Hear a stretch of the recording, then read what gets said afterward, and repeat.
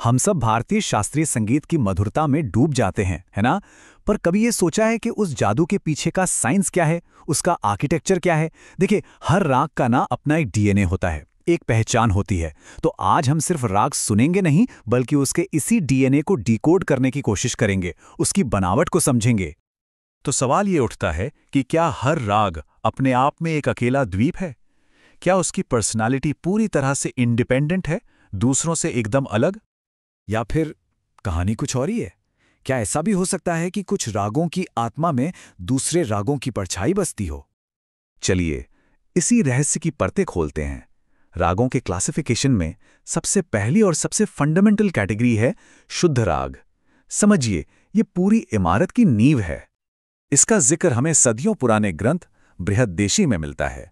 ये श्लोक कहता है कि शुद्ध राग वो है जो संगीत के नियमों का सख्ती से पालन करे, लेकिन साथ ही मन को मोह भी ले। मतलब रूल्स और ब्यूटी का एक परफेक्ट बैलेंस।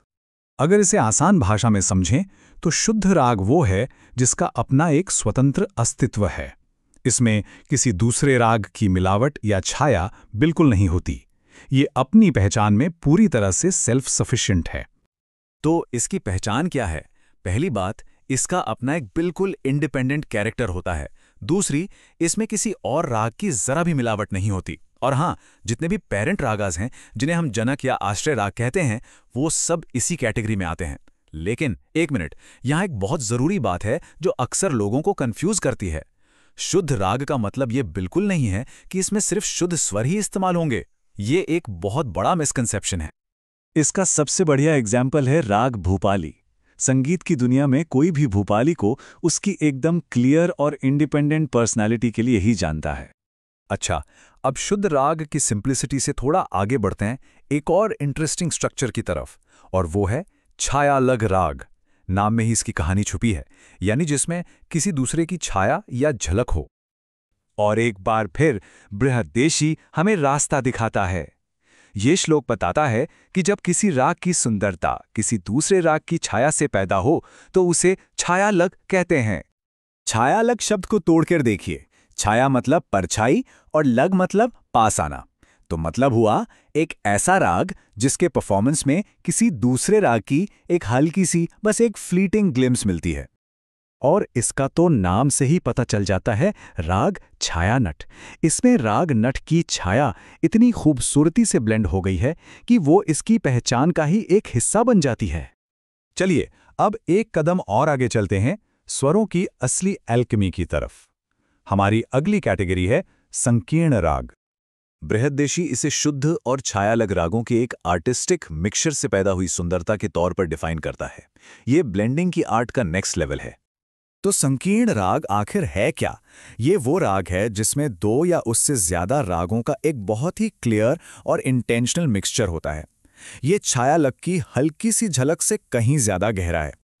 इसका सबसे फेमस एग्जाम्पल है वसंत बहार। नाम खुद ही बता रहा है ना, ये राग वसंत और राग बहार का एक बहुत ही सोचा समझा और खूबसूरत कॉम्बिनेशन है। इसीलिए ऐसे रागों को जोड़ राग भी कहा जाता है। तो फिर दोनों में मेन डिफरेंस क्या हुआ? देखिए, छायालग में दूसरे राग की एक बहुत सटल एक झलक होती है जो आती है और चली जाती है, जबकि संकीर्ण राग में दो या ज्यादा रागों का एक पक्का मिश्रण होता है, जहां दोनों ही कंपोनेंट रागास उस नई आइडेंटिटी का हिस्सा बन जाते हैं। और अब आते हैं सबसे यूनिक और फंक्शनल कैटेगरी पर मेल प्रवेशक राग। ये सिर्फ राग नहीं है, ये तो संगीत के रोड साइंस हैं जो हमें आगे का रास्ता दिखाते हैं। इसका मतलब है दूसरे थाट में प्रवेश कराने वाला राग।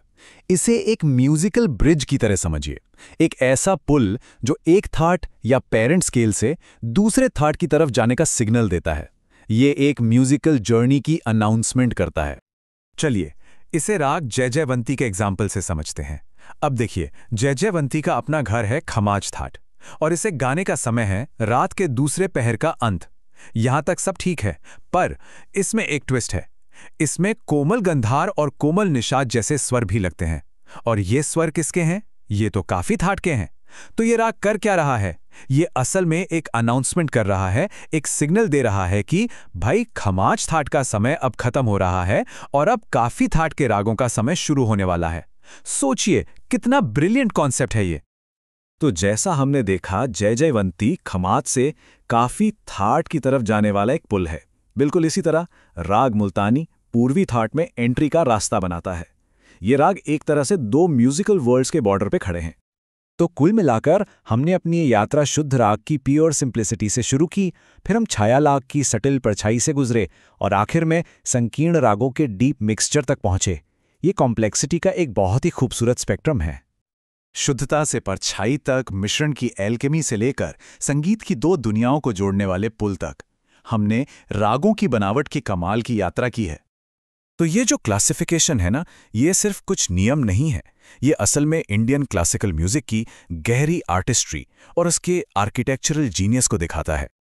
तो आखिर में एक सवाल, अगली बार जब संगीत की लहरें कानों तक पहुंचेंगी तो क्या उनमें सिर्फ सुर सुनाई देंगे, या सुरों के पीछे छिपा ये कमाल का आर्किटेक्चर भी महसूस होगा?